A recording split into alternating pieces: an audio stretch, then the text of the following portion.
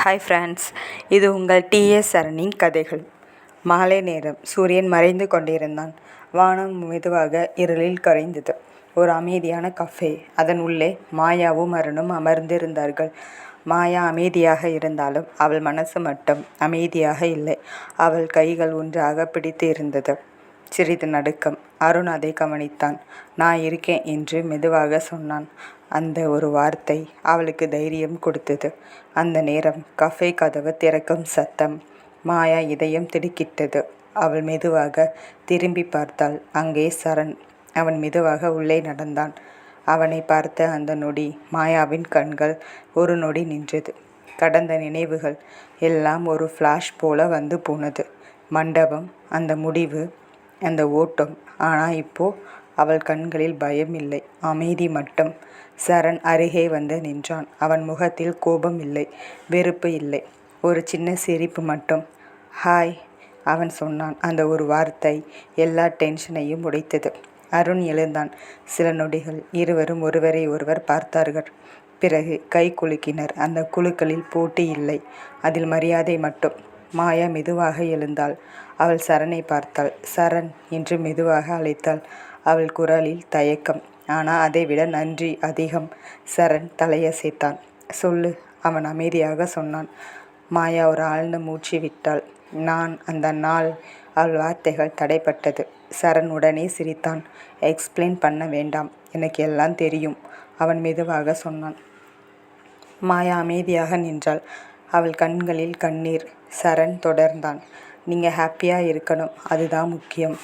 அவன் அருணை பார்த்தான். அவளை கவனிச்சுக்கோ. அருண் உடனே தலையசைத்தான். நிச்சயம். அந்த ஒரு வார்த்தை உறுதியாக இருந்தது. சில நொடிகள் அமைதி.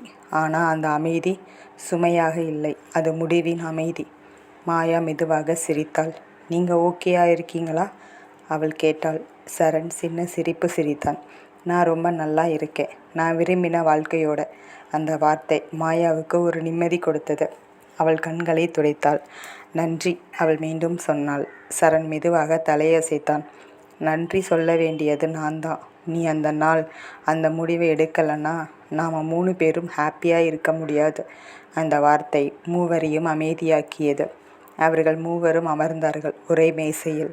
முதல் தடவையாக எந்த சிக்கலும் இல்லாமல் சிரிப்பு, சிறிய பேச்சுக்கள், ஒரு புதிய தொடக்கம் போல.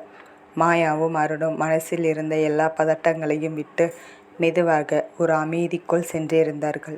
சில நொடிகள் சாதாரண சிரிப்பு, சில பேச்சுக்கள். அந்த நேரத்தில் மாயா மெதுவாக சரணை பார்த்தாள். நீங்கள் சொன்னீங்களே, நீங்கள் விரும்பின வாழ்க்கையோடு இருக்கேன் என்று, அது யார் என்று சிரிப்புடன் கேட்டாள். அந்த கேள்வி கேட்டவுடன் சரண் சற்று அமைதியாகி விட்டான். அவன் கையில் இருந்த காஃபியை மெதுவாக எடுத்து குடித்தான். அவன் பார்வை சற்று தூரம் சென்றது. அது நினைவுகளுக்குள் சென்று விட்ட பார்வை. அது ஒரு நீளமான கதை என்று மெதுவாக சொன்னான். இப்போ நேரம் இருக்கு, சொல்லுங்க என்று மாயா ஆர்வமாக கேட்டாள். அருணும் சிரித்தபடி அவனை பார்த்தான். சரண் சின்ன சிரிப்புடன் ஆரம்பித்தான். நான் அவளை முதல் தடவையாக பார்த்தது ஒரு மருத்துவமனையில். என் நண்பன் ஒரு விபத்தில் காயமடைந்து அங்கே அனுமதிக்கப்பட்டிருந்தான். அந்த நேரம் நான் மிகவும் பதட்டமாக இருந்தேன். என்ன செய்யணும் என்று தெரியாமல் அங்கங்கே நடந்து கொண்டிருந்தேன். அப்போது அவள் வந்து என்னை அமைதிப்படுத்தினாள். அவன் முகத்தில் ஒரு மெதுவான சிரிப்பு. அவள் ஒரு நர்ஸ். ஆனால் அந்த நேரத்தில் அவள் ஒரு மருத்துவரைப் போல இல்லை, ஒரு மனிதரின் மனசை புரிந்து கொள்ளும் ஒருத்தியைப் போல இருந்தாள். அந்த ஒரு சந்திப்புக்கு பிறகு நான் மருத்துவமனைக்கு போவது என் நண்பனை பார்க்க மட்டும் இல்லை, அவளையும் பார்க்கத்தான். மாயா சிரித்தாள். அருணும் மெதுவாக சிரித்தான். ஒரு நாள் நான் அவளிடம் என் மனசை சொல்லிவிட்டேன், நான் உன்னை விரும்புகிறேன் என்று. அவள் என்னை பார்த்து நேராக கேட்டாள், இது ஒரு உண்மையான காதலா, இல்லை ஒரு தற்காலிகமான உணர்ச்சியா? அந்த ஒரு கேள்வி என்னை மாற்றியது. அந்த நாளிலிருந்து நான் என் காதலை நிரூபிக்க ஆரம்பித்தேன். அவளின் ஆசைகள், அவளின் குடும்பம், அவளின் கனவுகள், அவையெல்லாம் எனக்கு முக்கியமாயிற்று. நான் அவளிடம் சொன்ன காதல் வார்த்தைகளில் மட்டும் இல்லை, நடவடிக்கைகளில் காட்டினேன். சரண் ஒரு ஆழ்ந்த மூச்சு விட்டான். அவன் கண்களில் ஒரு நிறைவு தெரிந்தது. ஒரு நாள் அவள் என்னை பார்த்து சிரித்து கொண்டே சொன்னாள், இப்போ நான் நம்புகிறேன், நீதான் என் வாழ்க்கை. அந்த வார்த்தையை நினைத்தவுடன் அவன் முகத்தில் ஒரு மகிழ்ச்சி மகிழ்ந்தது. அதுக்கப்புறம் எங்களுடைய வாழ்க்கை மெதுவாக ஆரம்பித்தது. சிறிய சண்டைகள், சிரிப்புகள், புரிதல்கள். ஆனால் ஒரு விஷயம் மட்டும் மாறவில்லை. அது நம்ம இருவருக்குள்ளே இருந்த நம்பிக்கை. ஒரு மாலை, மழை வரப்போகும் போல வானம் இருண்டு இருந்தது. அந்த சூழ்நிலை வீட்டுக்குள் இருக்கும் பதட்டத்தையும் பிரதிபலித்தது. சரண் வீட்டில் ஹாலில் நின்றிருந்தான். அவன் முன் அவன் அப்பாவும் அம்மாவும் அமர்ந்திருந்தார்கள். அவர்கள் முகத்தில் சீரியஸான அமைதி. என்ன சொல்லணும் என்று சொன்னேன் என்று அவன் அப்பா கடுமையாக சொன்னார். சரண் ஒரு ஆழ்ந்த மூச்சு விட்டான். அப்பா, நான் ஒருத்தியை விரும்புகிறேன். அந்த வரி வீட்டின் காற்றையே மாற்றிவிட்டது. அவன் அம்மா அதிர்ச்சியுடன் பார்த்தார். யார் அந்த பெண்? சரண் மெதுவாக சொன்னான். அவள் பேர் மதி. அவள் ஒரு நர்ஸ். அந்த வார்த்தையை கேட்டவுடன் அவன் அப்பாவின் முகம் மாறியது. நர்ஸா? நம்ம வீட்டுக்கு அந்த மாதிரி பேக்ரவுண்ட்? அவரின் குரல் உயர்ந்தது. சரண் அமைதியாக இருந்தான். ஆனால் அவன் கண்களில் உறுதி. அப்பா, அவள் வேலை என்னன்னு முக்கியமில்லை, அவள் மனசு தான் முக்கியம். அவன் அம்மா மெதுவாக பேச ஆரம்பித்தாள். சரண், நாங்கள் உன்னை நல்லதுக்குத்தான் நினைக்கிறோம். நீங்கள் ஒரு பெரிய குடும்பம். உன் வாழ்க்கை வேறு லெவலில் இருக்கணும். சரண் சின்ன சிரிப்பு சிரித்தான். அம்மா, வாழ்க்கை லெவலில் வராது, நம்மளோட மனிதர்களால் தான் வரும். அவன் அப்பா கோபமாக எழுந்தார். இந்த காதல் மாதிரி விஷயங்களுக்காக நீ உன் குடும்பத்தையே எதிர்க்க போறியா? சரண் ஒரு நொடி அமைதியாக இருந்தான். பிறகு மெதுவாக சொன்னான். நான் உங்களை எதிர்க்க வரல அப்பா, நான் என் வாழ்க்கையை தேர்வு பண்ண வர்றேன். அந்த வார்த்தை கனமாக விழுந்தது. அவன் அம்மா கண்களில் கண்ணீர். அப்போ நாங்கள் தேவையில்லாதவங்களா? சரண் உடனே அருகே வந்தான். அம்மா, நீங்கள் எப்போதும் எனக்கு தேவையானவங்க தான். ஆனால் அவளும் என் வாழ்க்கை தான். அந்த நேரம் கதவு மெதுவாக திறக்கிறது. வெளியில் மதி. அவள் அந்த முழு உரையையும் கேட்டு நின்றிருந்தாள். அவள் கண்களில் பயமும் வலியும். சரண் அதிர்ச்சியுடன் திரும்பினான். மதி, நீ? மதி மெதுவாக உள்ளே வந்தாள். அவள் குரல் நடுங்கியது. நான் பிரச்சனை பண்ண விரும்பலை. உன் குடும்பத்துக்கு இடையில் நான் வரக்கூடாது. சரண் உடனே சொன்னான். நீ பிரச்சனை இல்லை, நீ தான் என் வாழ்க்கை. அவன் அப்பா கடுமையாக பார்த்தார். இதுதான் உன் முடிவா? சரண் எந்த தயக்கமும் இல்லாமல் ஆமாம். அந்த நொடி வீட்டுக்குள் முழு அமைதி. ஒரு பக்கம் காதல், மறுபக்கம் குடும்பம்.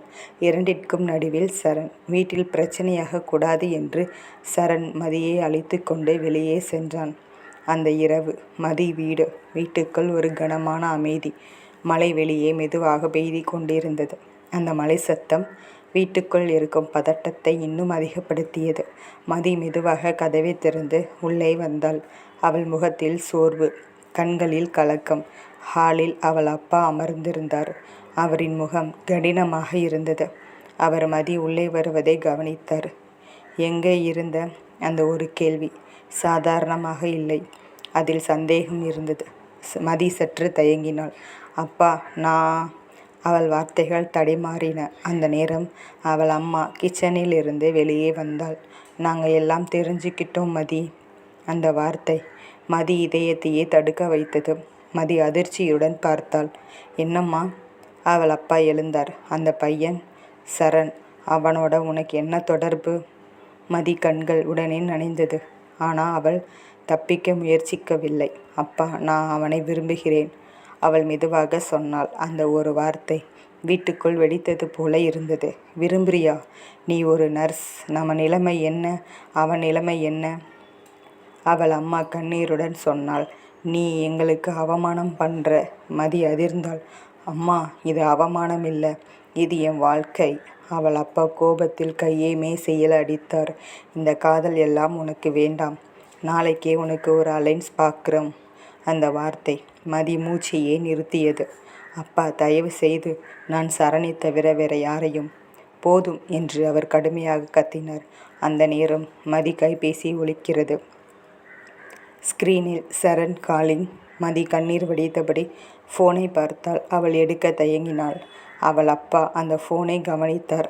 அவர் நேராக வந்து ஃபோனை அவளிடமிருந்து பிடித்து எடுத்தார். கால் அட்டன் பண்ணினார். ஹலோ. அந்த பக்கம் சரண். அவன் குரல் பதட்டமாக. மதி, நீ ஓகேயா இருக்கியா? அவள் அப்பா கடுமையாக சொன்னார். அவளோட அப்பா பேசுகிறேன். இனிமேல் என் பொண்ணை காண்டாக்ட் பண்ணாத. உடனே கால் கட் பண்ணி விட்டார். மதி உடனே கண்ணீர் விட்டாள். அப்பா. அவர் கடுமையாக பார்த்தார். இதுதான் கடைசி. இனி நீ எங்களோட சொல்லோடனா மட்டும்தான் நடக்கணும்.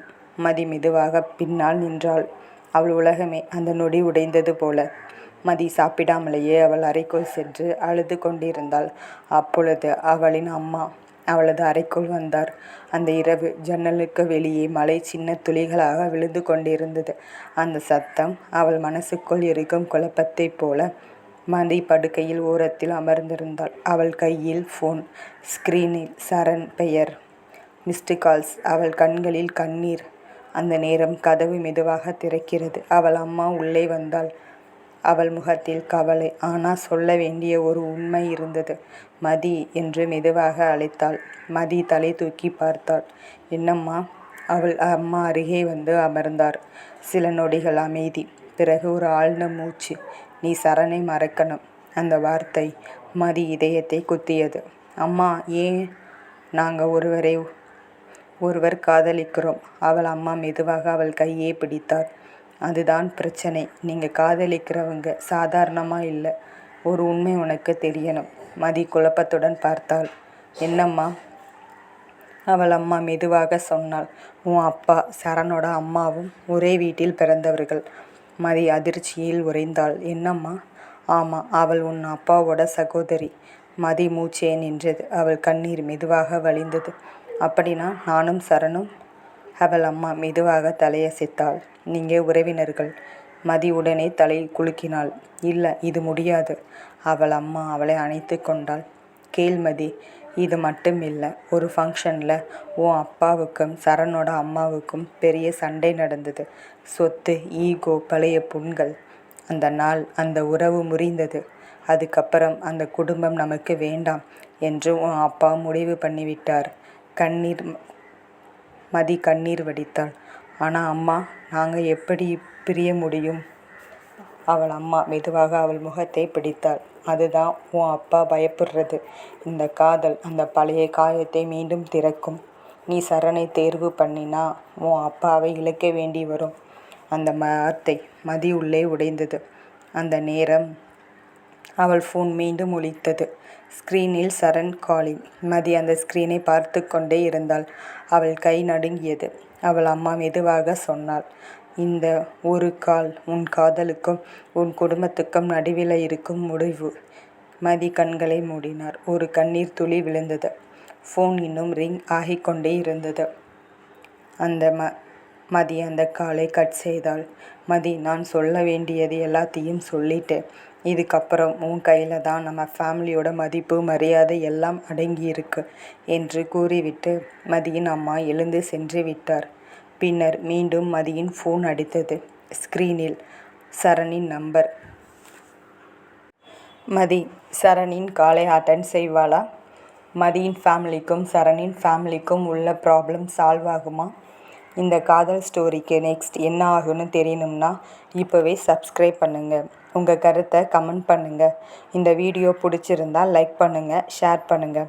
அடுத்த பார்ட் மிஸ் ஆகாத மாதிரி சப்ஸ்கிரைப் பண்ணிவிட்டு பெல் ஐக்கான் ப்ரெஸ் பண்ணுங்கள்.